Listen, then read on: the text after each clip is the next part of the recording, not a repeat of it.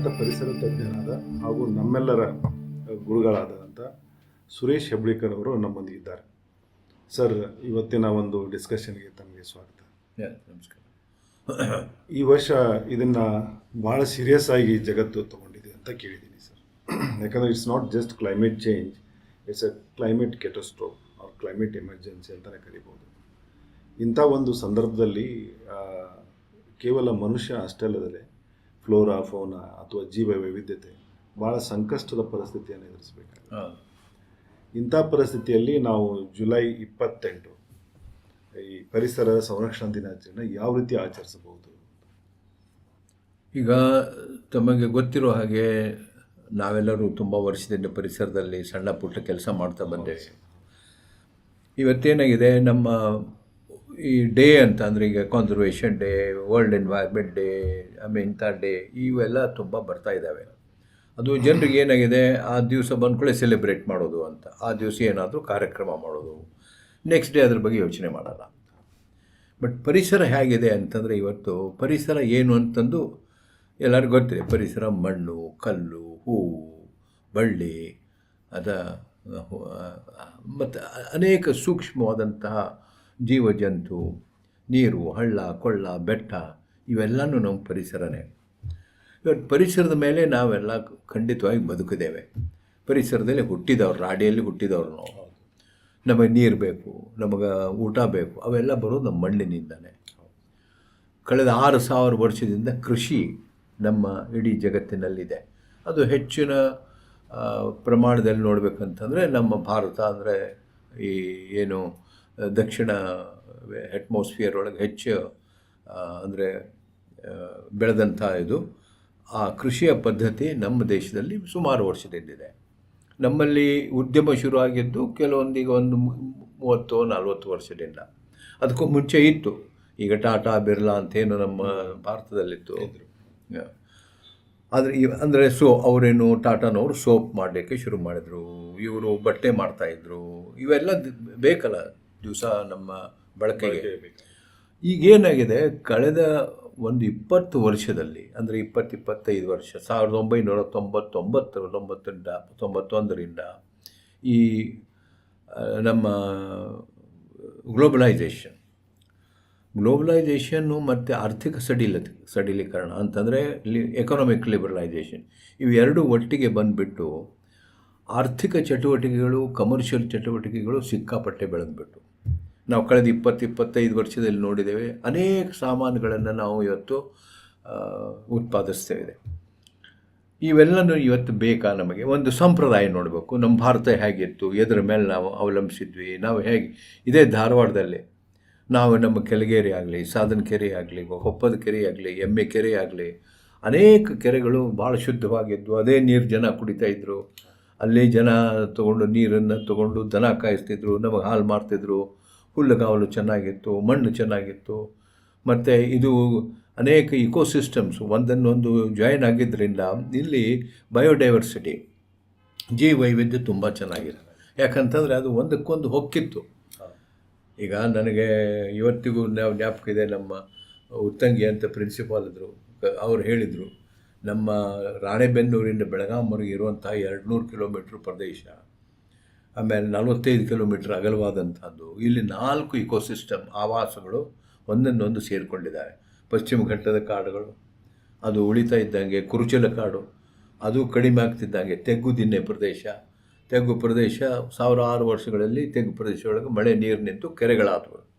ಅದರ ಬಲಕ್ಕೆ ನಮ್ಮ ಹುಲ್ಲುಗಾವಲ ಪ್ರದೇಶ ಅಂದರೆ Deccan plateau one of the most important ecosystems in India, in Asia actually.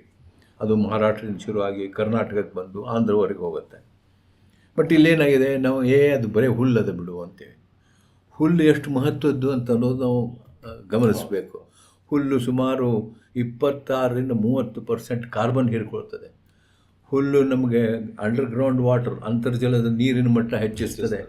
ಅಲ್ಲಿರುವಂಥ ಸೂಕ್ಷ್ಮ ಜೀವಿಗಳು, ಪ್ರಾಣಿಗಳು ಬೇರೆ, ಅಲ್ಲಿ ಹವಾ ಬೇರೆ, ಅಲ್ಲಿ ಪೌಷ್ಟಿಕಾಂಶಗಳು ಮಣ್ಣಿನಲ್ಲಿರುವಂಥದ್ದು ಬೇರೆ. ಅದರಿಂದ ಸ್ವಲ್ಪ ಮುಂದೆ ಹೋದರೆ ನಿಮಗೆ ಈ ಕುರುಚಲ ಕಾಡು, ಅಲ್ಲಿ ಪೌಷ್ಟಿಕಾಂಶಗಳು ಬೇರೆ. ಅಂದರೆ ಈ ರೀತಿ ಬಯೋಡೈವರ್ಸಿಟಿ, ಯಾಕಂದರೆ ಒಂದು ಜೀವ ಸಂಕುಲ ಸಸ್ಯ ಸಂಕುಲ ಒಂದನ್ನೊಂದು ಹೊಕ್ಕಿದ್ರಿಂದ ನಮಗೆ ಗೊಬ್ಬರನ ಬಳಕೆ ಮಾಡುವಂಥ ಅವಶ್ಯಕತೆ ಇರಲಿಲ್ಲ. ಒಂದು 100 ವರ್ಷದ ಹಿಂದೆ ಹೋದರೆ ಗೊಬ್ಬರ ಗೊತ್ತೇ ಇದ್ದಿಲ್ಲ ಜನರಿಗೆ. ಸೊ ಆದ್ದರಿಂದಲೇ ನಮಗೆ ಬ್ಯಾಡಗಿ ಮೆಣಸಿನಕಾಯಿ ಅಥವಾ ಧಾರವಾಡದ ಪೇಡ, ಬೆಂಗಳೂರು ಇದು ಬೆಳಗಾಮದ ಕುಂದ, ನಮ್ಮಲ್ಲಿ ಬದ್ನಿಕಾಯಿ, ಜೋಳ, ಅದು ಅನೇಕ ರೀತಿಯ ತರಕಾರಿ, ಅನೇಕ ರೀತಿಯ ಪಲ್ಸಸ್, ಅನೇಕ ರೀತಿಯ ಮಿಲೆಟ್ಸ್ ಎಲ್ಲ ಬೆಳೀತಾ ಇದ್ವಿ ನಾವು. ಕವಳಿ ಹಣ್ಣು, ನೇರಳೆ ಹಣ್ಣು, ಚಾವಿ ಹಣ್ಣು, ಪ್ಯಾರ್ಲೆ ಹಣ್ಣು, ಮಾವಿನ ಹಣ್ಣು, ಪರ್ಗೆ ಹಣ್ಣು, ನೇರಳೆ ಹಣ್ಣು, ಎಷ್ಟು ರುಚಿಕರ ಅಷ್ಟೇ ಅಲ್ಲೇ ಅದು ಪೌಷ್ಟಿಕ, ಆರೋಗ್ಯಕ್ಕೆ ತುಂಬ ಅವನ್ನೆಲ್ಲ ತಿಂದು ಬೆಳೆದವ್ರು ನಾವು. ಸೊ ಇದನ್ನು ನಾವು ಯೋಚನೆ ಮಾಡಬೇಕು, ಇದನ್ನು ನಾವು ಜನರಿಗೆ ಕೊಡಬೇಕು. ಇವತ್ತು ಈ ವರ್ಲ್ಡ್ ಕಾನ್ಸರ್ವೇಷನ್ ಡೇ ಏನು ಹೇಳ್ತಾರೆ, ಲೋಕಲ್ ಆಗಿ ನಾವು ಅದನ್ನು ಏನು ಮಾಡಬೇಕು. ಈ ಲೋಕಲ್ ಜನರಿಗೆ ಗೊತ್ತಿಲ್ಲ. ಇವತ್ತೇನಾಗಿದೆ, ನಾವು ದೊಡ್ಡ ದೊಡ್ಡ ನಗರಗಳನ್ನು ಕಟ್ಟಿದ್ದೀವಿ. ಬೆಂಗಳೂರು ಕಟ್ಟಿದ್ವಿ, ಪುಣೆ ಕಟ್ಟಿದ್ವಿ, ಅಹಮದಾಬಾದ್ ಕಟ್ಟಿದ್ವಿ, ಚೆನ್ನೈ ಕಟ್ಟಿದ್ವಿ. ಆದರೆ ನಾವು ಸ್ಟಡಿ ಮಾಡಿದ ಪ್ರಕಾರ ಎಲ್ಲ ಮಹಾನಗರಗಳು ಇಕಾಲಜಿಕಲಿ ಕೊಲ್ಯಾಪ್ಸ್ ಆಗ್ತಾ ಇದ್ದಾವೆ, ಪಾರಿಸರಿಕವಾಗಿ ಹೋಗಿ ಕ್ಷೀಣ ಆಗ್ತಾ ಇದ್ದಾವೆ. ನೋಡಿ, ಬೆಂಗಳೂರಲ್ಲಿಗೆ ನಿಮಗೆ ಹುಲ್ಲು ನೋಡ್ಲಿಕ್ಕೆ ಸಿಗೋದಿಲ್ಲ, ಮಣ್ಣು ನೋಡ್ಲಿಕ್ಕೆ ಸಿಗೋದಿಲ್ಲ, ಪಾತ್ರಗಿತ್ತಿ ನೋಡ್ಲಿಕ್ಕೆ ಸಿಗೋದಿಲ್ಲ, ಅಲ್ಲಿ ಚಿಟ್ಟೆ ಇಲ್ಲ, ಹಕ್ಕಿ ಪಕ್ಷಿ ನೋಡ್ಲಿಕ್ಕೆ ಸಿಗೋದಿಲ್ಲ, ಎಲ್ಲ ಅಸ್ಫಾಲ್ಟ್ ಮಾಡೋದು, ಅಪಾರ್ಟ್ಮೆಂಟ್ಗಳು, ಗೋಡೌನ್, ಇದು ನಿಮ್ಮ ಹೋಟೆಲ್ಗಳು, ದೊಡ್ಡ ದೊಡ್ಡ ಮಾಲ್ಗಳು, ಆಮೇಲೆ ಎಲ್ಲನೂ ಸಪಾಚಟ್ ಅಸ್ಫಾಲ್ಟ್ ಮಾಡಿಬಿಡೋದು. ಆಮೇಲೆ ಈ ಯಾವುದೇ ಸರ್ಕಾರ ಬಂದರೂ ಕೂಡ ಎಲ್ಲ ಮಿನಿಸ್ಟರ್ಸು ನಾವು ಒಳ್ಳೆಯವರಿರ್ಬೇಕಂತ ಹೇಳೋದಿಲ್ಲ, ಆದರೆ ಇದ್ರ ಪರಿಸರ ಬಗ್ಗೆ ಯೋಚನೆ ಮಾಡೋದು ಮಾತಾಡ್ತಾನೆ ಇಲ್ಲ. ಸುಸ್ಥಿರವಾಗಿ ನಾವು ಬದುಕಬೇಕಲ್ಲ. ನೀವು ಎಷ್ಟೋ ದುಡ್ಡು ಮಾಡಿ, ಎಷ್ಟೋ ಕಾರ್ ತೊಗೊಳ್ಳಿ, ಎಷ್ಟೋ ಬಂಗಲೆ ಕಟ್ಟಿ, ಬಟ್ ನಾವು ಬದುಕಬೇಕಲ್ಲ, ಅದು ನಮಗೆ ಊಟ ಕೊಡ್ತದ ನೋಡಬೇಕು.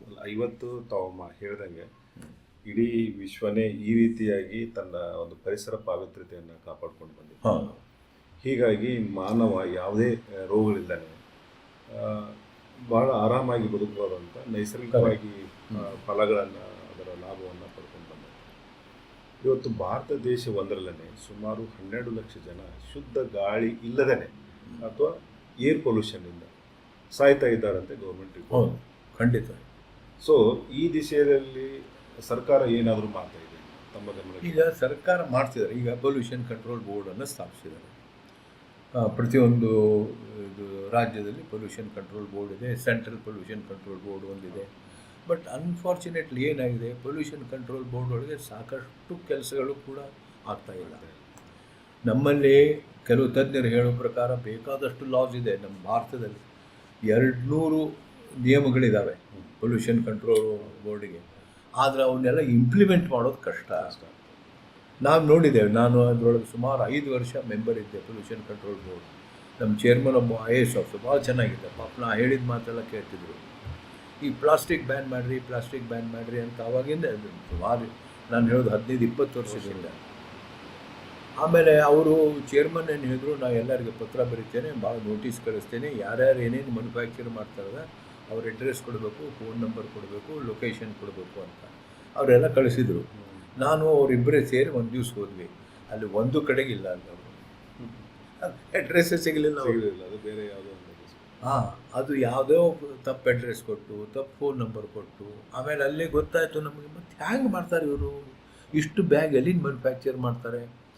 ಅವರು ಇಲ್ಲೊಂದು 7-8 ಕಿಲೋಮೀಟ್ರು ನ್ಯಾಷನಲ್ ಹೈವೇ ಮೇಲೆ ಹೋಗಿ ಎಲ್ಲ ಟೋಲ್ ಎಕ್ಸ್ಚೇಂಜಸ್ ಇದ್ದಾವೆ, ಅಲ್ಲೆಲ್ಲ ಬಿಟ್ಟು ಅಲ್ಲಿ ಬಂದದ್ದನ್ನು ಟ್ರಕ್ಕಿಂದ ಇವರು ಬೇರೆ ರೀತಿಯಿಂದ ತಂದು ಈ ಶೀಟ್ಸ್ಗಳನ್ನು ಎಲ್ಲೋ ಒಂದು ಸಣ್ಣ ಗ್ಯಾರೇಜ್ ಒಳಗೆ ಹಾಕಿ ಅದರಿಂದ ಬ್ಯಾಗ್ಸ್ ಮಾಡೋದು, ಅನೇಕ ರೀತಿ ಮಾಡ್ತೀವಿ. ಅಲ್ಲ, ಅಂದರೆ ನಾ ಏನು ಹೇಳೋದು, ನಮ್ಮಲ್ಲಿ ನಿಯಮಗಳೇ ಬೇಕಾದಷ್ಟು ಇದ್ದಾವೆ, ಇಂಪ್ಲಿಮೆಂಟ್ ಆಗ್ತಾ ಇಲ್ಲ. ಯಾಕಂದರೆ ಈಗ ನೀವು ಏನೋ ಕಲುಷಿತ ಒಂದು ನೀವು ತ್ಯಾಜ್ಯವನ್ನು ಬಿಡ್ತೀರಿ, ಕೆರೆಯೊಳಗೆ ಬಿಡ್ತೀರಿ, ನದಿಯೊಳಗೆ ಬಿಡ್ತೀರಿ, ಅದು ಕಂಡು ಹಿಡಿತೇವೆ. ಅದು ಈಗ ಪೊಲ್ಯೂಷನ್ ಕಂಟ್ರೋಲ್ ಬೋರ್ಡು ಅದನ್ನು ಸ್ಟಾಪ್ ಮಾಡ್ತಾರೆ, ಫ್ಯಾಕ್ಟ್ರಿ ಅವ್ರು ಕೋರ್ಟಿಗೆ ಹೋಗ್ಬಿಡ್ತಾರೆ. ಸರ್, ನಮ್ಮಲ್ಲಿ ವರ್ಕರ್ಸ್ ಇದ್ದಾರೆ, ಅವರು ಹೊಟ್ಟೆ ಮೇಲೆ ಹೊಡೆತ ಆಗ್ತದೆ, ಅವ್ರಿಗೆ ಜಾಬ್ ಇಲ್ಲ, ಅವ್ರಿಗೆ ದುಡ್ಡು ಇರಲ್ಲ, ಇದೆಲ್ಲ ತಪ್ಪು ಮಾಡಿದ್ದಾರೆ, ನಾವು ಇದನ್ನು ಮಾಡ್ತೀವಿ, ಮತ್ತು ಅದು ಕೋರ್ಟ್ ಸ್ಟೇ ಕೊಡ್ತಾರೆ ಅವ್ರಿಗೆ. ಸೊ ಈ ರೀತಿ ನಾನು ಹೇಳ್ತೇನೆ, ಕೋರ್ಟ್ಗಳು ಕೂಡ, ಜುಡಿಷಿಯರಿ ಕೂಡ ನಾವು ಸೆನ್ಸಿಟೈಸ್ ಮಾಡಬೇಕು. ಯಾಕಂದರೆ ಪರಿಸರ ಇವತ್ತು ಭಾಳ ದೊಡ್ಡ ವಿಷಯ ಆಗಿದೆ. ಜಗತ್ತು ಇದ್ರ ಬಗ್ಗೆ ಯೋಚನೆ ಮಾಡ್ತಿರೋದು ಖಂಡಿತ ಬೇಕು, ಇಲ್ಲ ಅಂತಲ್ಲ. ಆದರೆ ಪರಿಸರ, ಮಣ್ಣು, ಕಲ್ಲು, ಹುಲ್ಲು ಹಿಡ್ಕೊಂಡು ನಾವು ಇವತ್ತು ಸೇವ್ ಮಾಡಬೇಕು ಅಂತಂದರೆ ಸಿಟಿಗಳನ್ನು ಯಾಕೆ ಕಟ್ಟಬೇಕು? ನಮ್ಮ ದೇಶದಲ್ಲಿ 148 ಕೋಟಿ ಜನ ಇದ್ದಾರೆ, ಎಲ್ಲರಿಗೂ ಊಟ ಬೇಕು. ಸುಮಾರು 60% ಜನ ಇವತ್ತು ಹಳ್ಳಿಯೊಳಗೆ ಸಣ್ಣ ಊರೊಳಗೆ ಜೀವಿಸ್ತಾ ಇದ್ದಾರೆ. ಅದರಿಂದ ಅವ್ರಿಗೆ ಅಟ್ಲೀಸ್ಟು ನಾವು ಇದನ್ನು ಮಾಡಿಕೊಡ್ಬೇಕಾ? ಇವತ್ತೇನಾಗಿದೆ, ಹಳ್ಳಿಯೊಳಗೂ ಕೂಡ ರೋಡ್ ಹಾಕ್ಬಿಡ್ತಾನೆ, ಹಳ್ಳಿಯೊಳಗೂ ಕೂಡ ಒಂದು ಮಿನಿ ವಿಧಾನಸೌಧ ಅಂತ ಕಟ್ತಾರೋ, ಒಂದು ತಾಲೂಕು, ಒಂದು 10 ಹಳ್ಳಿಗೆ. ಯಾಕೆ ಕಟ್ಟಬೇಕು? ಬೇಕಾದು? ಬೇಕಾಗಿಲ್ಲ. ನಾನು ನೋಡಿದ್ದೀನಿ, ಮೊನ್ನೆ ನೋಡಿ ಪಾರ್ಲಿಮೆಂಟ್ ಕಟ್ಟಿದ್ರು. ಎಷ್ಟು 1,000 ಕೋಟಿ ರೂಪಾಯಿ ಹಾಕಿ. ಇನ್ನು ಇಂಗ್ಲೆಂಡು ಇಡೀ ಜಗತ್ತನ್ನು ಆಳಿದಂಥ ದೇಶ. ಅವ್ರ ಪಾರ್ಲಿಮೆಂಟ್ ನೋಡ್ರಿ ಹೆಂಗಿದೆ. ಒಂದು ಸಣ್ಣ ಹಾಲ್ ಒಳಗೆ ಕೂಡ್ತಾರೆ 400 ಜನ. ನಮ್ಮಲ್ಲಿ ಅಲ್ಲ, ನಾವು ಅಭಿವೃದ್ಧಿಗೊಳ್ಳುತ್ತಿರೋ ರಾಷ್ಟ್ರ. ನಮ್ಮಲ್ಲಿ ಮಣ್ಣು ಉಳಿಸ್ಬೇಕು, ಕಲ್ಲು ಉಳಿಸ್ಬೇಕು, ಹುಲ್ಲು ಉಳಿಸ್ಬೇಕು, ಗಿಡ ಉಳಿಸ್ಬೇಕು, ಕೆರೆ ಉಳಿಸ್ಬೇಕು, ಬಾವಿ ಉಳಿಸ್ಬೇಕು. ಅದು ಉಳಿಸಿದ್ರೆ ನಾವು ಬದುಕಲಿಕ್ಕೆ ಸಾಧ್ಯ. ಇದನ್ನು ನಾವು ಸರ್ಕಾರ ಗಮನ ಮಾಡಬೇಕು. ಅವ್ರು ಬರೀ ಈಗ ನೋಡಿ ಬೆಂಗಳೂರು ಕಟ್ಟೋದು, ಬೆಂಗಳೂರಿಗೆ ಒಂದು ಬ್ರ್ಯಾಂಡ್ ಅಂತ ಅನ್ನೋದು. ಯಾವುದೇ ಸರ್ಕಾರ ಬರಲಿ, ಇದು ಬಹಳ ಅತಿ ದೊಡ್ಡ ಇದು ದುಷ್ಪರಿಣಾಮ ಬೀಳ್ತಾ ಇದೆ. Sorry to interrupt you sir. ಈಗ ಅದೇ ರೀತಿಯೇ ನಮ್ಮಲ್ಲಿ ಈ ವಾಟರ್ ಪೊಲ್ಯೂಷನ್ ಇದರಿಂದನೂ ಕೂಡ ಸುಮಾರು more than 7 lakhs people are dying every year ಅಂತ. ಹೌದು ಹೌದು. ಹಾಗೆಯೇ ಒಟ್ಟಾರೆ ಈ ಪರಿಸರ ನಾಶದಿಂದಾಗಿ ಉದ್ಭವವಂಥ ರೋಗ ರುಜಿನಗಳಿಗೆ ಸುಮಾರು 23 ಲಕ್ಷ ಜನ ಪ್ರತಿ ವರ್ಷ ಸಾಯ್ತಾರೆ. ಅಂದರೆ ಸುಮಾರು 40-50 ಲಕ್ಷ ಜನ ಈ ಪರಿಸರ ನಾಶದಿಂದ ಸಾಯ್ತಿದ್ದಾರೆ. ಹಾಗೂ ಈಗೇನು ಉಷ್ಣಾಂಶ ಹೆಚ್ಚಾಗ್ತಾ ಇದೆ because of increase in temperature. Correct. ಒಕ್ಕಲ್ತನ ಭಾಳ ಕಷ್ಟ ಆಗೋದು. ಹವಾಮಾನ ಬದಲಾವಣೆಯಿಂದ ಇವತ್ತು ನೋಡ್ತಾ ಇದ್ದೀವಿ, ಮಳೆ ಬರುತ್ತೆ ಅಥವಾ ಬರಲ್ಲ, ಮಳೆಗಾಲ ಅಥವಾ ಬರಗಾಲ, ಇಂಥ ಒಂದು ಪರಿಸ್ಥಿತಿ ನಮ್ಮಲ್ಲಿ ಹುಟ್ಟಾಕಿದ ನಾವೇ, ಮಾನವ ನಿರ್ಮಿತ ನಾವೇ ಹುಟ್ಟಾಕಿದ್ದು. ಸೊ ಅದಕ್ಕೆ ನಾವು ಸೀರಿಯಸ್ ಆಗಿ ಗೌರ್ಮೆಂಟ್ ಇದನ್ನು ಕನ್ಸಿಡರ್ ಮಾಡುವಾಗ ಏನಾದರೂ ಒಂದು ಪ್ರೆಷರೈಸ್ ಗ್ರೂಪ್ ಮಾಡಿ ಅಥವಾ ಮಾಡಿದಾರ, ಅಥವಾ ಅದನ್ನು ಯಾವ ರೀತಿ ಇಂಪ್ಲಿಮೆಂಟ್ ಮಾಡಲಿಕ್ಕೆ ಅವ್ರಿಗೆ ಎಚ್ಚರಗೊಳಿಸ್ಬೋದು ಅಂತ. ಈಗ ಹಿಂದೆ ನಾವು ಕೆಲವೊಂದು MLAಗಳು ಕರೆದು ನಾವು ಭಾಷಣ ಕೊಟ್ಟು ನಾವೇ ಅವೇರ್ನೆಸ್ ಕ್ರಿಯೇಟ್ ಮಾಡಿದ್ವಿ ಹಿಂದೆ. ಇವತ್ತು ಹೆಂಗೆ ಪರಿಸ್ಥಿತಿ ಆಗಿದೆ ಅಂತಂದರೆ ಎಲ್ಲರೂ ಕೇಳ್ತಾರೆ, ಕರೆಕ್ಟ್ ಅಂತ ಅಂದ್ಬಿಡ್ತಾರೆ. ಈಗ ನಾವು ಬಾಗಲಕೋಟೆ ಒಳಗೆ ಒಳ್ಳೆ MLA ಇದ್ದರು, 3-4 MLAಗಳು ಬಂದಿದ್ದರು. ನಾನು ಹೇಳಿದೆ ಅವ್ರಿಗೆ, ಸಾಹೇಬ್ರ, ನಾನು ಹೇಳಿದ್ರೆ ನೀವು ತಪ್ಪು ತಿಳ್ಕೊತೀರಿ, ಬಟ್ ನಾನು ಹೇಳಲೇಬೇಕಾಗಿದೆ. ಯಾಕಂದರೆ ನಿಮ್ಮ ಮಕ್ಕಳು ನಾಳೆ ಬದುಕಬೇಕು. ಈ ಮೆಡಿಕಲ್ ಕಾಲೇಜಿನಾಗ ಒಳ್ಳೆ MLAಗಳಿದ್ದರು. ಏನು ಹೇಳ್ರಿ ಅಂತಂದು, ನೋಡಿರಿ ನೀವು ಕಬ್ಬು ಬೆಳಿತಿದ್ದೀರಿ. ಈಗ ಕಬ್ಬು ಇದು ಮೊನೋಕಲ್ಚರ್. ನಾನು ಬೆಳಿಬೇಡ ಅಂತ ಹೇಳೋದಿಲ್ಲ. ನಮ್ಗೆ ಕಬ್ಬು ಬೇಕು, ಸ್ವೀಟ್ ಬೇಕು, ಸಕ್ಕರೆ ಬೇಕು, ಬೆಲ್ಲ ಬೇಕು, ಬಟ್ ಎಷ್ಟು ಬೆಳೆಯೋ ಸರ್? 33 ಶುಗರ್ ಫ್ಯಾಕ್ಟ್ರಿ ಇದ್ದಾವೆ. ಲಕ್ಷಾಂತರ ಎಕರೆ ನಾವು ಭೂಮಿಯೊಳಗೆ ಕಬ್ಬು ಬೆಳೀತಾ ಇದ್ದೇವೆ. ಒಂದು ಕಬ್ಬು ಟನ್ ಬೆಳೀಲಿಕ್ಕೆ 12 ಲಕ್ಷ ಲೀಟರ್ ನೀರು ಬೇಕು. ಈಗ ನಮ್ಮ ಉತ್ತರ ಕರ್ನಾಟಕದಲ್ಲಿ 4 ನದಿ ಹುಟ್ಟುತ್ತವೆ. ಮಹದಾಯಿ, ಕಾಳಿ, ಮಲಪ್ರಭಾ, ಘಟಪ್ರಭಾ. ಅದು ಬಿಟ್ಟು ಹರಿಹಣ್ಣಿಕೇಶಿ, ಅವು ಇವು ಅನೇಕ ಇದ್ದಾವೆ. ಇವೆಲ್ಲ ಯಾಕೆ? ಬಿಕಾಸ್ ಪಶ್ಚಿಮ ಘಟ್ಟದ ಕಾಡುಗಳಿರೋದ್ರಿಂದ ಈ ಅರಬ್ಬಿ ಸಮುದ್ರದಿಂದ ಬರುವಂತಹ ಮಳೆ ಕಾಡುಗಳು ಧೋ ಅಲ್ಲೇ ಮಳೆ ಹರಿತವೆ, ಝರಿ ಹುಡ್ತವೆ, ಝರಿ ಹೋಗಿ ನದಿಗೆ ಸೇರ್ತವೆ. ನದಿಯಿಂದ ನೀರು ತಗೊಂಡು ಇವತ್ತು ರೈತರು ಚೆನ್ನಾಗಿ ಬೆಳೀತಾಯಿದ್ರು ಹಿಂದೆ. ಆದ್ದರಿಂದ ಅವರು ರೈತರು ಅಲ್ಲೇ ಆರಾಮಾಗಿದ್ದರು, ಎಲ್ಲೇ ಹಳ್ಳಿಯೊಳಗೆ, ಗ್ರಾಮೀಣ ಪ್ರದೇಶದೊಳಗೆ. ನೀವು ಇವತ್ತು ಕಾಡು 40% ಕಳೆದಿರಿ. ನಮ್ಮ ಬೇಡಿಕೆಗೊಳಗೆ ಅದನ್ನು ನಾವು ಉಳಿಸ್ಬೇಕಾಗಿತ್ತು. ಅದು ಕಳೆದಿದ್ದರಿಂದ ಇವತ್ತು ಮಳೆ ಏನಾಗಿದೆ, ಎಲ್ಲೆಲ್ಲೋ ಬೀಳ್ತದೆ. ಎಲ್ಲಿ ಹಿಂದೆ ಒಂದೇ ಕಡೆ ಮಳೆ ಬೀಳ್ತಾ ಇತ್ತು. ಅದಕ್ಕೆ ನಾವು ರೈತರು 5ನೇ ತಾರೀಕಿಗೆ ಜೂನಿಗೆ ಮಳೆ ಬರ್ತಾಯಿತ್ತು, ಧೋ ಮಳೆ ಬರ್ತಾಯಿತ್ತು. ಆವಾಗೇನು ಬೀಜ ಬಿತ್ತಬೇಕು ಅವ್ರಿಗೆ ಗೊತ್ತಿತ್ತು. ಅದಾದಮೇಲೆ ಜಡಿ ಮಳೆ ಬರೋದು. ಆವಾಗೇನು ತರಬೇಕು ಬೆಳೆ, ಅದು ಬೆಳೀತಾಯಿದ್ರು. ಹೀಗೆ ಸಾಂಪ್ರದಾಯಿಕವಾಗಿ ಆ ನಾಲೆಜನ್ನು ಇಟ್ಕೊಂಡು ಜನ ಬಾಳ್ತಾಯಿದ್ರು. ಅದರ ಅರ್ಥ ಅವ್ರಿಗೆ ಗೊತ್ತಿದ್ದಿಲ್ಲ ಪಶ್ಚಿಮ ಘಟ್ಟ rain chiefs source of monsoon ಅನ್ನೋದು ಗೊತ್ತಿದ್ದಿರಲಿಕ್ಕಿಲ್ಲ. ಬಟ್ ಇವೆಲ್ಲ ಇದ್ದಿದ್ದರಿಂದ ಆವಾಗ ಜನಸಂಖ್ಯೆನೂ ಕಡಿಮೆ ಇತ್ತು, ಮಳೆ ಚೆನ್ನಾಗಿ ಬರ್ತಿತ್ತು, ರೆಗ್ಯುಲರ್ ಆಗಿ ಬರ್ತಿತ್ತು, ಎಲ್ಲ ಬರ್ತಿತ್ತು. ಇವತ್ತು ನಾವು ಎಕನಾಮಿಕ್ ಆ್ಯಕ್ಟಿವಿಟೀಸ್ ಹೆಚ್ಚಾಯಿತು, 108 ಸಾಮಾನು ಬಳಸ್ತಾ ಇದ್ದೀವಿ, ಕೆಮಿಕಲ್ ಬಳಸ್ತಾ ಇದ್ದೀವಿ. ನೀವು ತ್ಯಾಜ್ಯ ಬಗ್ಗೆ ಹೇಳಿದ್ರಿ, 23 ಲಕ್ಷ ಜನ ಸಾಯ್ತಿದ್ದಾರೆ. ತ್ಯಾಜ್ಯನ ಎಲ್ಲಿ ಬಿಡೋದು? ಬಿಟ್ಟುಬಿಡು, ನೀರೊಳಗೆ ಬಿಟ್ಟುಬಿಡು, ಕೆರೆಯೊಳಗೆ ಹಾಕು, ನದಿಯೊಳಗೆ ಹಾಕು. ಹೀಗೆ ನಾವು ತ್ಯಾಜ್ಯವನ್ನು ಕೇರ್ ಮಾಡ್ದಾನೆ. ಇವತ್ತು ಪಾಶ್ಚಿಮಾತ್ಯ ದೇಶದೊಳಗೆ ಹೇಗೆ ಹುಟ್ಟಿತು, ಅಲ್ಲಿ ನಾಗರಿಕತೆ ಹೆಂಗೆ ಕಟ್ಟಿದ್ರು ವಿಚಾರ ಮಾಡೋಣ. ಅಲ್ಲಿ ಕೂಡ ಸೈನ್ಸ್ ಆ್ಯಂಡ್ ಟೆಕ್ನಾಲಜಿ ಶುರುವಾಯಿತು. ಅದು ಮಾಡಲೇಬೇಕಾಗಿತ್ತು ಅವರು ಟೆಕ್ನಾಲಜಿ. ಯಾಕಂದರೆ ಭಾಳ ಸಿಕ್ಕಾಪಟ್ಟೆ ಕೋಲ್ಡು, ಕಾಡು ಕಡಿತಿದ್ರು, ಮನೆಯೊಳಗೆ ಬಿಸಿ ಅಂತ ಹೇಳಿ ಓವೆನ್ನೆಲ್ಲ ಹಾಕ್ತಾಯಿದ್ರು. ಒಂದು ದಿವಸ ಕಾಡೆಲ್ಲ ಖಂಡಿತವಾಗಿ ನಾಶ ಆಗ್ತಾವಂತ ಅವರು ಆವಾಗಿಂದ ಶುರು ಮಾಡಿದರು. ಏನು ಇದನ್ನು ಸೈನ್ಸ್ ಆ್ಯಂಡ್ ಟೆಕ್ನಾಲಜಿ ಮಾಡಬೇಕು, ಏನೋ ಎಲೆಕ್ಟ್ರಿಸಿಟಿ ತರಬೇಕು ಅಂತ. ಅಂದರೆ ಅವ್ರಿಗೆ ಜರೂರಿ ಇತ್ತದು. ಅವರು ಮಾಡಿದರು ಆವಾಗ ಪೊಲ್ಯೂಷನ್ ಆಗ್ತು. ಇಂಗ್ಲೆಂಡ್ ಒಳಗೂ 55,000 ಜನ ಸತ್ತಾರೆ, ಇಲ್ಲಂತಲ್ಲ. ಆದರೆ ಅವರು ಪ್ರತಿಯೊಂದನ್ನು ಸೂಕ್ಷ್ಮವಾಗಿ ಗಮನಿಸಿ, ಇವನ್ ಟೌನ್ ಕಟ್ಟೋದು, ರೋಡ್ ಕಟ್ಟೋದು, ಎಷ್ಟೆಲ್ಲ ಹಾಕಬೇಕು, ಹುಲ್ಲು ಉಳಿಬೇಕು, ಇದ್ರ ಬಗ್ಗೆ ಚಿಂತನೆ ಮಾಡ್ತಾ ಬಂದರು. ಇವತ್ತು ಪಾಶ್ಚಿಮಾತ್ಯ ದೇಶದಲ್ಲಿ ನೀವು ಹೋಗ್ರಿ, ಯುರೋಪ್ ಒಳಗೆ ಎಷ್ಟೋ ಜನ ಸೈಕಲ್ ಮೇಲೆ ಹೋಗ್ತಾರೆ, ನಡ್ಕೊಂಡು ಹೋಗ್ತಾರೆ, ಟ್ರೈನಲ್ಲಿ ಹೋಗ್ತಾರೆ, ಬಸ್, ದೊಡ್ಡ ದೊಡ್ಡ MDಗಳೆಲ್ಲ ನನ್ನ ಕೆಲವು ಫ್ರೆಂಡ್ಸ್ ಇದ್ದಾರೆ, ತಮಗೂ ಗೊತ್ತಿರ್ಬೋದಲ್ಲ. ಸೊ ಈ ರೀತಿ ಅವರು ಬದುಕ್ತಾರೆ. ನಮ್ಮಲ್ಲಿ ಹಂಗಿಲ್ಲೇ ಇಲ್ಲ. ನಮ್ಮಲ್ಲಿ ಬಂದು ಕೂಡ ಅಭಿವೃದ್ಧಿ ಅಂದ್ಕೊಳ್ಳಿ ದುಡ್ಡು ಸಿಕ್ಕಾಪಟ್ಟೆ ಮಾಡೋದು. ಅದು ಇರಲಿ, ನಮಗೂ ಎಲ್ಲರಿಗೂ ಮಜಾ ಬೇಕು, ಎಲ್ಲರಿಗೂ ಆನಂದದಿಂದ ಇರಬೇಕು, ಇಲ್ಲಂತಲ್ಲ. ಬಟ್ ಪ್ರತಿಯೊಂದನ್ನು ದುಡ್ಡು ನಮಗೆ ಕಂಫರ್ಟ್ ಕೊಡೋದಲ್ಲ. Money will definitely not bring us happiness. It's a notion. ಅದು ಇದನ್ನು ನಾವು ಸ್ವಲ್ಪ ಅರ್ಥ ಮಾಡಿ ಜನರಿಗೆ ಹೇಳಬೇಕಾಗಿದೆ. ಮಾಡೋಣ, ದುಡ್ಡು ಮಾಡೋಣ, ಎಷ್ಟು ಬೇಕು ದುಡ್ಡು, ಹಂಗಿರಲಿ ಅಂತ. ಈಗ ಹಿಂದೆ ಯಾಕೆ ಕೆಲವೊಂದು ಕಮ್ಯುನಿಸ್ಟ್ ರಾಷ್ಟ್ರಗಳಾದವು, ಅವ್ರು ಗೊತ್ತಿತ್ತು ಬಡತನ ಕಂಪ್ಲೀಟಾಗಿ ನಮ್ಮ ಇಡೀ ದೇಶ ಹಾಳು ಮಾಡ್ತಾರಂತ. ಅವಾಗ ಕಾರ್ಲ್ ಮಾರ್ಕ್ಸು ಇವರೆಲ್ಲ ಬೇರೆ ಬೇರೆ ಥಿಯರಿ ಹಾಕಿದರು. ಸೊ ನಮ್ಮಲ್ಲಿ ಡೆಮೋಕ್ರಸಿ ಇದೆ, ಡೆಮೋಕ್ರಸಿ ಬೇಕು, ಡೆಮೋಕ್ರಸಿ ಉಳಿದ್ರೆ ಪರಿಸರನೂ ಉಳಿಸ್ಬೇಕು ಅಂತನ್ನೋ ಒಂದು ಹಾದಿಯಲ್ಲಿ ನಾವು ಹೋಗಬೇಕಾಗಿದೆ. ಸೊ ಆದ್ದರಿಂದ ಈ ತ್ಯಾಜ್ಯವನ್ನು ಬಳಸೋದಾಗಲಿ ಅಥವಾ ಏನು ನಮಗೆ ಬೇಕು, ನಮ್ಮ ಬೇಡಿಕೆ ಏನಿದೆ, ಆ ಬೇಡಿಕೆ ಒಮ್ಮೆ ನಾವು ಕ್ರಾಸ್ ಮಾಡಿಬಿಟ್ಟಿದ್ದೇವೆ. ಬೇಡಿಕೆಯ ಲಕ್ಷ್ಮಣ ರೇಖೆಯನ್ನು ದಾಟಿಬಿಟ್ಟೆ ನಾವು. ಅದಾಗಬಾರ್ದು ಅಂತ ಹೇಳಿ ಈ ಪ್ರತಿಯೊಂದನ್ನು ಯಾಕೆ ನಾವು ಆಟೋಮೆಟಿಕ್ ಬೇಕು, ಇಲ್ಲ ಅಲ್ವೇ? ಕೈಯಿಂದ ಕೆಲಸ ಮಾಡೋವಂಥದ್ದು ಇರಬೇಕು. ಅದೇ ನಮಗೆ ಶಕ್ತಿ ಕೊಡ್ತದೆ, ಒಳ್ಳೆ ಊಟ ಕೊಡ್ತದೆ, ಪಚನ ಆಗ್ತದೆ, ನಿದ್ದೆ ಬರ್ತದೆ. ಸೊ ಇವನ್ನೆಲ್ಲ ನಾವು ಪರಿಸರ ಬಂದೇ ಅನೇಕ ಆ್ಯಂಗಲ್ನಿಂದ ಇವತ್ತು ಪರಿಸರ ನಾವು ತಾವು ಹೇಳ್ದಂಗೆ the main reason behind the devastation of our ecosystem is the greed and ಅದರ ಜೊತೆಗೆ technology. we call it as a soulless technology. Correct, you are right. Soulless technology. ಅದನ್ನ same technology, if minds can bring the richness of the nature back again. Exactly. So ಆ ದಿಶೆಯಲ್ಲಿನೂ ಕೂಡ scientist work ಮಾಡಬೇಕು. ನೋಡಿ, ಈಗ ಡೆನ್ಮಾರ್ಕಲ್ಲಿ ಬೆಳಿಗ್ಗೆ 5 ಗಂಟೆಗೆ ಎದ್ದವರು ice ಬರಲಿ ಏನು ಬರಲಿ ಸೈಕಲ್ ಮೇಲೆ ಹೋಗ್ತಾರೆ. ಅವ್ರ ಹೆಲ್ತ್ ಈಸ್ ಗುಡ್. ನಾವು ಆಮೇಲೆ ಸ್ವೀಡನ್ 16 ವರ್ಷದ ಹುಡುಗಿ, ಅವಳು ಗ್ರೇಟಾ 16, ಅವಳು ಹೇಳಿದ್ಲು ನಾಳೆ ಸ್ಕೂಲಿಗೆ ಹೋಗಲ್ಲ ನಾವು ಅವ್ರ ಅಪ್ಪಗೆ. ಯಾಕೆ ಹೇಳಿ ಏನು ಫ್ಯೂಚರೇ ಇಲ್ಲ ಅಂತ ಅಂದರು. ಮತ್ತು ಅವ್ರ ದೇಶದೊಳಗೆ ಫ್ಯೂಚರ್ ಇದೆ.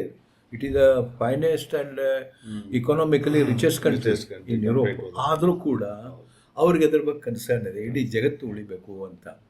ಈಗ ನಮ್ಮ ಪ್ಲ್ಯಾನೆಟ್ ಉಳಿತದೆ, ನಾವೆಲ್ಲ ಹೇಳ್ತೀವಿ ಪ್ಲ್ಯಾನೆಟ್ ಉಳಿಸ್ಬೇಕು, ಅದೇನು ಪ್ಲ್ಯಾನೆಟ್ ಏನಾಗದಲ್ಲ, ನಾವು ಉಳಿಬೇಕು. ನಮಗೆ ಸಸ್ಯ ಉಳಿಬೇಕು, ನಾವು ಉಳಿಬೇಕಾಗಿದೆ. ಸೊ ಇದಕ್ಕೆ ಒಂದು ಸೆಲ್ಫಿಶ್ ಇಂಟ್ರೆಸ್ಟ್ ಇದೆ ಎನ್ವೈರ್ಮೆಂಟ್ ಬಳಸೋದ್ರಲ್ಲಿ. ಖಂಡಿತವಾಗಿ ಎಲ್ಲರೂ ಆರೋಗ್ಯದಿಂದ ಈಗೂ ಬದುಕಬೇಕು, ಮುಂದೆ ಆದರೂ ನಮ್ಮ ಫ್ಯೂಚರ್ ಜನರೇಷನ್ ಇದು ಕಷ್ಟದ ಕೆಲಸ ನಿಜ, ಇಲ್ಲಂತಲ್ಲ. ಯಾಕಂತಂದ್ರೆ ನಾವು ಹೇಳೋದು, ಯಾಕಂದ್ರೆ ನಮ್ಮಲ್ಲಿ ಈ ಮಕ್ಕಳಿಗೆ ಎನ್ವೈರ್ಮೆಂಟ್ ಕಳಿಸೋದೇ ಇಲ್ಲ, ಇವತ್ತಿಗೂ ಕಳಿಸಲ್ಲ ಸ್ಕೂಲ್ನಲ್ಲಿ. ಭಾಳ ಇಂಪಾರ್ಟೆಂಟ್. ಮಣ್ಣು, ಹುಲ್ಲು, ಕಲ್ಲು, ಮಣ್ಣೊಳಗೆ ಅದು ಕಡಿಬೇಕು, ಇರುವೆ ಕಡಿಬೇಕು, ಹುಲ್ಲೊಳಗೆ ಬೀಳಬೇಕು, ಆವಾಗ ಅನುಭವ ಬರ್ತಾರೆ. ಅನುಭವದಿಂದ ಕಲಿಯೋದು ಬೇರೆ, ಕಂಪ್ಯೂಟ್ರಿಂದ ಕಲಿಯೋದು ಬೇರೆ. ಇವತ್ತು ಮಕ್ಕಳೆಲ್ಲ ಕಂಪ್ಯೂಟ್ರಿಂದ ನಮಗೂ ಒಳ್ಳೆಯ ಭಾಷಣ ಮಾಡ್ತಾರೆ, ನಮಗೂ ಚೆನ್ನಾಗಿ ಇನ್ಫಾರ್ಮೇಷನ್ ಇದೆ ಅವರಿಗೆ. ಆದರೆ ಅವ್ರಿಗೆ ಅನುಭವ ಇಲ್ಲ, ಮತ್ತು ಅವರು ಖಂಡಿತವಾಗಿ ಅವರು ಬದುಕಲಿಕ್ಕೂ ಸಾಧ್ಯ ಇಲ್ಲ ಸುಸ್ಥಿರವಾಗಿ. ಇದು ಭಾಳ ಇಂಪಾರ್ಟೆಂಟ್ ಇದೆ.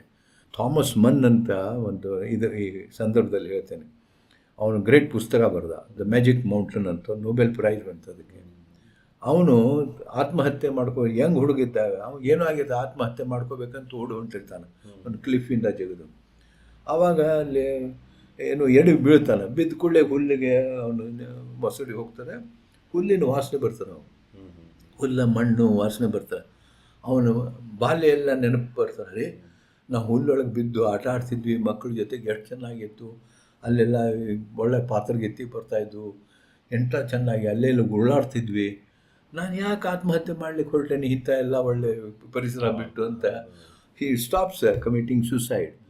ಹಿ ಗೋಸ್ ಬ್ಯಾಕ್. ಆಮೇಲೆ he writes a book right from his childhood that became Magic Mountain, beautiful book. So ಇದನ್ನೆಲ್ಲನೂ ನಾವು ಸ್ವಲ್ಪ ಮಕ್ಕಳಿಗೆ ಶಾಲೆಯಿಂದನೇ ಅವರಿಗೆ ನಮ್ಮ ಪರಿಸರ ನಮ್ಮ ಮಕ್ಕಳಿಗೆ ತಿಳಿಸಿಲ್ಲ ಅಂದರೆ, ಈಗ ಅನೇಕ ವಿಷಯಗಳಿದೆ. ಈಗ ನೋಡಿ, ನಮ್ಮ ನೋಟ್ಬುಕ್ ಸ್ಟಾಪ್ ಮಾಡಬೇಕು ಅಂತ ಮೊನ್ನೆ ನಾನು ನ್ಯಾಷನಲ್ ಕಾನ್ಫರೆನ್ಸ್ ಒಳಗೆ ಹೇಳಿದ್ದೀನಿ ಬೆಂಗಳೂರಲ್ಲಿ. ನೀವು ನೋಟ್ಬುಕ್ ಎಲ್ಲಿವರೆಗೆ ಕೋಟ್ಯಾವಧಿ ನೋಟ್ಬುಕ್ ನಾವು ಪ್ರೊಡ್ಯೂಸ್ ಮಾಡ್ತಾಯಿದ್ದೇವೆ. ಮಕ್ಕಳಿಗೆ ಏನಾಗ್ತಾರೆ ಪಾಪ ಅವ್ರು ಏನೋ ಬಿಡಿಸ್ತಾರೆ, ಅವ್ರಿಗೆ ಅದೇನು ಸರಿ ಬರಲ್ಲ ಮಾಡಿಸ್ತಾರೆ ಹೋಗಿತಾರೆ. ಯಾಕಂದರೆ ಪೇಪರ್ ವ್ಯಾಲ್ಯೂ ಗೊತ್ತಿಲ್ಲ. ಆ ಪೇಪರ್ ಪ್ರೊಡ್ಯೂಸ್ ಮಾಡೋದಕ್ಕೆ ಎಷ್ಟೊಂದು ಕಾಡು ನಾಶ ಆಗಿದೆ. ನಾವು ಶಿವಮೊಗ್ಗದಲ್ಲಿ ಇಡೀ ಕರ್ನಾಟಕದ ಪಶ್ಚಿಮ ಘಟ್ಟದ ಇದು ಮಧ್ಯಪ್ರದೇಶ ಅದು ಶಿವಮೊಗ್ಗ ಅಷ್ಟು ತಂಪಿರ್ತಿತ್ತು, ಅಷ್ಟೊಂದು ಒಳ್ಳೆಯ ಇದು ಪೌಷ್ಟಿಕಾಂಶ ಇರೋದು, ಒಳ್ಳೆ ಮಣ್ಣು ಇರೋದು, ಒಳ್ಳೆ ತರಕಾರಿ ಎಲ್ಲನೂ ಬೆಳೀತಿತ್ತು. ಇವತ್ತು ಬರೇ ಮೊನೋಕಲ್ಚರ್. 72,000 ಹೆಕ್ಟರು ಕಾಡು, ಬಿದಿರು ಇದ್ದದ್ದು, ಬಂಬು ಇದ್ದದ್ದು, ಒಳ್ಳೆ ಟೀಕ್ ಇದ್ದದ್ದು ಎಲ್ಲ ನಾಶ ಮಾಡಿದರು ಪೇಪರ್ಗೋಸ್ಕರ. ಹಾಗೆ ದಾಂಡೇಲಿ ಸುತ್ತಮುತ್ತಲೂ ನಾಶ ಮಾಡಿದ್ದಾರೆ. ನಾವು ಪೇಪರ್ ಬೇಡ ಅನ್ನೋದು, ನ್ಯೂಸ್ ಪೇಪರ್ ಬೇಕು, ಪುಸ್ತಕ ಬೇಕು, ಅದಕ್ಕೆ ಮಾಡಲಿ. ಬಟ್ ಈ ನಮ್ಮಲ್ಲಿ 60% ಯುವಕರು ಮತ್ತು ಮಕ್ಕಳಿದಾರಲ್ಲ, ಅವ್ರಿಗೋಸ್ಕರ. ಆದ್ದರಿಂದ ನಮ್ಮ ಕಲಿಕೆ ವಿಧಾನದಲ್ಲಿ ಹೊಸ ಬದಲಾವಣೆ ಬರಬೇಕು. ಅದರಿಂದ ನಾವು ಮಕ್ಕಳಿಗೆ ಸ್ಲೇಟನ್ನು ಯೂಸ್ ಮಾಡೋದು, ಕಲ್ಲಿಂದಲ್ಲ ಬೇರೆ ಸ್ಲೇಟ್ ಮಾಡಿರಿ, ಮಕ್ಕಳಿಗೆ ಏನು ನಡೀತದೆ, ನಾವೆಲ್ಲ ಅದನ್ನು ಕಲ್ತೇವೆ. ಸೊ ಈ ರೀತಿ ಅನೇಕ ರೀತಿಯಿಂದ ನಾವು ಪರಿಸರ ಉಳಿಸೋವಂಥ ಕೆಲಸ ಮಾಡಲಿಕ್ಕೆ ಸಾಧ್ಯ ಇದೆ. ನಮ್ಮ ಕಾಡುಗಳು ಉಳಿದಾವು, ಖರೆ, ನಾಡು ಉಳಿದೀತು ಅಂತ. Exact, correct, your right. Yes sir. ಅದೇ ನಾವು ಧಾರವಾಡದಲ್ಲಿ ಕೂಡ ಭಾಳಷ್ಟು ಜನ ತಮ್ಮಿಂದ ಒಂದು ಇನ್ಸ್ಪೈರೇಷನ್ ಪಡೆದು ಬೇರೆ ಬೇರೆ ನಾವೆಲ್ಲರೂ ಸೇರಿ ನೀವು ಮಾಡ್ತಾ ಇದ್ದೀರಿ, ಕನ್ಸರ್ವೇಷನ್ ಆಕ್ಟಿವಿಟೀಸ್ ಎಲ್ಲ ಮಾಡ್ತಾ ಇದ್ದಾರೆ. ಓಕೆ, ಅವರಿಗೊಂದು ಸ್ಮಾಲ್ ಅಡ್ವೈಸ್. ಯಾಕಂದರೆ ಧಾರವಾಡ ಕೂಡ 36-38% ಕಾಡಿದ್ದದ್ದು ಇವತ್ತು ಕೇವಲ 9.1 ಇದೆ ಅಂತ ಫಾರೆಸ್ಟ್ ಡಿಪಾರ್ಟ್ಮೆಂಟ್ ಅವರು ಹೇಳ್ತಾರೆ. ಸೊ ಹೊಳ್ಳಿ ನಾವು ಯಾವ ರೀತಿ ಈ ಧಾರವಾಡವನ್ನು ಹಸಿರೀಕರಣ ಮಾಡಬೇಕು, ಕರೆಕ್ಟ್. ಮತ್ತು ಇದಕ್ಕೆ what are the right steps that we should take. ಈಗ ನಾನೇನು ಹೇಳ್ತು, ಧಾರವಾಡದೊಳಗೆ ಅತಿ ಹೆಚ್ಚು ರೈಟರ್ಸ್ ಇದ್ದರು, ಪೋಯೆಟ್ಸ್ ಇದ್ದರು. ಬೇಂದ್ರೆ, ಕಣ್ವಿ, ಬಸವರಾಜ್ ಹಿರೇಮಠ, ಇನ್ನೊಂದು ಅವರು ಯಾವಾಗ ಪುಸ್ತಕ ಬರೆದಿದ್ರು, ನೆಹರು ಅವಾರ್ಡ್ ಸಿಗ್ತವ್ರು, ಇದರದು ರಷ್ಯಾದ್ದು. ಅನೇಕ ಜನ ಇಷ್ಟೊಂದು. ಆಮೇಲೆ ಸಿಂಗರ್ಸು ಭೀಮಸೇನ್ ಜೋಶಿ, ಮಲ್ಲಿಕಾರ್ಜುನ್ ಮನ್ಸೂರ್, ಬಸವರಾಜ್ ರಾಜ್ಗುರು, ಗಂಗೂಬಾಯಿ ಹಾನಗಲ್, ಬಾಲೆಖಾನ್, ಎಂತೆಂಥ ಬರಹಗಾರರು, ಪೋಯೆಟ್ಸು, ಅವರೆಲ್ಲರೂ ಇವತ್ತು ಯಾಕೆ ಇಲ್ಲಿ ಹುಟ್ಟಿದರು? ಸ್ವತಃ ನಮ್ಮ ಅತ್ತೆ ಮಗ ಕೀರ್ತಿನಾಥ್ ಕುರ್ತಕೋಟಿ ಅವು ಕೇಳಿದೆ, ಯಾಕಪ್ಪ ಧಾರವಾಡನಾಗೆ ಹೆಚ್ಚು ಹಾಕಿದ್ದಾರೆ ಹೇಳು, ಬೇರೆ ಕಡೆ ಇದ್ದಾರೆ ಇಲ್ಲ ಅಂತಲ್ಲ, ಧಾರವಾಡನಾಗ ಅದು ಅವಗೂ ಗೊತ್ತಾಗಿಲ್ಲ. ಅದು ಮಣ್ಣು ಹಂಗಂತ. ಮಣ್ಣು ಪರಿಸರದ ಅಂಶ ಮಣ್ಣು, ಕರೆಕ್ಟು. ಮಣ್ಣು ಒಂದೇ ಅಲ್ಲ, ಮಣ್ಣು ಜೊತೆಗೆ ಕಂಟಿ, ಗಿಡ, ಅಥವಾ ಅಲ್ಲಿ ಹುಲ್ಲು, ಅಲ್ಲಿ ಪಕ್ಷಿ ನೋಡಿ. ಬೇಂದ್ರೆನ ಕವನಗಳನ್ನು ನೋಡು, ಕಣ್ವಿಯವ್ರ ಕವನಗಳನ್ನು ನೋಡ್ರಿ, ಮಣ್ಣು ಬಗ್ಗೆ ಸಾಕಷ್ಟು ಬರ್ದಾರ ಅವರು. ಸೊ ಇದನ್ನೆಲ್ಲನೂ ನಾವು ಹೇಳಬೇಕು. ಆವಾಗ ನಮ್ಮ ಪರಿಸರ ಒಳ್ಳೇದಿದ್ದರೆ ಈಗ ಪಾವಟೆ ಅವರು ವೈಸ್ ಚಾನ್ಸಲರ್ ಇದ್ದಾಗ ಒಳ್ಳೆ ಪ್ರೊಫೆಸರ್ಸನ್ನು ಕರೆದರು ಅವರು, ದೇಶಾದ್ಯಂತ ಜಗತ್ತಾದ್ಯಂತ ಇಂಡಿಯನ್ಸ್ ಇದ್ದವ್ರನ್ನ.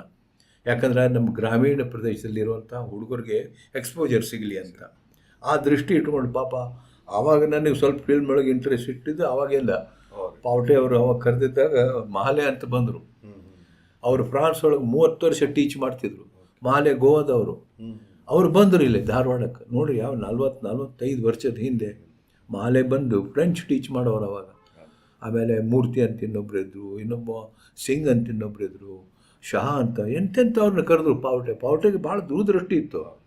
ಸೊ ಈ ರೀತಿಯಿಂದ ನಾವು ಧಾರವಾಡದಲ್ಲಿ ನಮ್ಮ ಕೆರೆಗಳು ಏನು ಮಾಡ್ತವೆ, ಅದನ್ನು ಪರಿಸರ, ಒಳ್ಳೆ ಸಂಗೀತ, ಸಾಹಿತ್ಯ ಇವೆಲ್ಲ ಹುಟ್ಟಿದ್ದು ಧಾರವಾಡದಲ್ಲಿ. ಇದಕ್ಕೆ national capital of music, national cultural capital ಅಂತಿದ್ರು ಧಾರವಾಡಕ್ಕೆ. ಸೊ ಇವನ್ನೆಲ್ಲನೂ ನಾವು ಹೇಳಬೇಕಾಗತ್ತೆ. ಇವತ್ತು ಇಂಗ್ಲೆಂಡ್ ಒಳಗೂ ಕೂಡ if they want to save environment, they use artist, they use poets, ಅವರೆಲ್ಲ ಇದೆ. ಮತ್ತು ಅವರೆಲ್ಲ ಹಿಂದಿನ ಪೋಯೆಟ್ಸ್ ಎಲ್ಲ ಬರೆದಿದ್ದು ಟೆನಿಸನ್ ಆಗಲಿ, ವರ್ಡ್ಸ್ವರ್ತ್ ಆಗಲಿ, ಲ್ಯಾಂಡ್ಸ್ಕೇಪ್ ಮೇಲೆ, ಸಮುದ್ರದ ಮೇಲೆ, ನದಿ ಮೇಲೆ ಬರ್ದಾರೆ. ಸೊ ಇದನ್ನು ನಾವು ಸ್ವಲ್ಪ ಮಕ್ಕಳಿಗೆ ಹೇಳಿ, ಸರ್ಕಾರಕ್ಕೆ ಹೇಳಿ, ಇದಿದ್ದರೆ ನಾವು ಅದರೊಳಗೆ ತಲ್ಲೀನಾಗ್ತೇವೆ. ಎಷ್ಟೋ ಜನ ಮ್ಯೂಸಿಷಿಯನ್ಸ್ ಆಗಬೇಕು, ಆರ್ಟಿಸ್ಟ್ ಆಗಬೇಕು, ರೈಟರ್ಸ್ ಆಗಬೇಕು ಅಂತಿರ್ತಾರೆ. ಆದರೆ ಇಲ್ಲಿ ಪರಿಸರನೇ ಇಲ್ಲ, ವಾತಾವರಣ ಇಲ್ಲ ಅಂತಂದರೆ ಹೆಂಗೆ? ಸೊ ಇದು ಮತ್ತೆ ಬೇಂದ್ರೆ ಹುಟ್ಟು ಬರಲೇ ಇಲ್ಲ ಅಂತ ವಾತಾವರಣ. ಸೊ ಇಲ್ಲಿ ಅನೇಕ ದೃಷ್ಟಿಕೋನದಿಂದ ನಾವು ಪರಿಸರವನ್ನು ಹುಡುಗರಿಗೆ ಹೇಳುವಂಥ ವಿಧಾನಗಳಿದ್ದಾವೆ, ಇಲ್ಲಂತಲ್ಲ. ಸರ್ಕಾರಕ್ಕೂ ಇದ್ರ ಬಗ್ಗೆ ಹೇಳಬೇಕು. ಆಮೇಲೆ ನಮ್ಮ ಕರಕುಶಲ ಯಾಕಂದರೆ ಇವು ಸುಸ್ಥಿರವಾಗಿ ಉಳಿತಾವೆ. ಸುಸ್ಥಿರವಾಗಿ ಉಳಿತಾವೆ. ಆ್ಯಂಡ್ ಇನ್ನೊಂದು ನಾನು ಹೇಳಿದ್ನಲ್ಲ, 6,000 ವರ್ಷದಿಂದ ಕೃಷಿ ಬಂದಿದ್ದು. ಅಥವಾ ಈಗ ನಾವು ಏನೇ ಇಂಡಸ್ಟ್ರಿ ಮಾಡಿದ್ರು ಸಣ್ಣ ಬಿಡಿ, ಮಹಾತ್ಮ ಗಾಂಧಿ ಅದೇ ಹೇಳಿದ, I am not against industry but small industry. ಕರಕುಶಲ, ಆಮೇಲೆ ಗುಡಿ ಕೈಗಾರಿಕೆ. ಯಾಕಂದರೆ ನೀವು ಎಂಪ್ಲಾಯ್ಮೆಂಟ್ ಕೊಡಬೇಕು. ಎಲ್ಲರಿಗೂ IIT ಎಲ್ಲರಿಗೂ ಇಂಜಿನಿಯರ್ ಆಗೋದಲ್ಲ. ಆ ಕರಕುಶಲತೆ ಇದ್ದಂಥ ಸಾಮರ್ಥ್ಯ ಇದ್ದಂಥ ಅನೇಕ ಜನರಿದ್ದಾರೆ, ಅವ್ರನ್ನ ಎಂಪ್ಲಾಯ್ ಮಾಡ್ಬೋದು. ಆ ಮಣ್ಣಿನ ಗೋಡೆ ಮಾಡ್ಬೋದು, ಕಲ್ಲಿನ ಗೋಡೆ ಮಾಡ್ಬೋದು, ಹಿಂದಿನ ಆರ್ಕಿಟೆಕ್ಚರ್ ತೊಗೊಂಬರ್ಬೋದು, ಒಳ್ಳೆ ತರಕಾರಿ ಬೆಳಿಬೋದು, ಅದಕ್ಕೆ ಒಳ್ಳೆ ಮಾರ್ಕೆಟ್ ಹುಡುಕಬೇಕು, ಒಳ್ಳೆ ಊಟದ ಇದನ್ನು ಮಾಡ್ಬೋದು.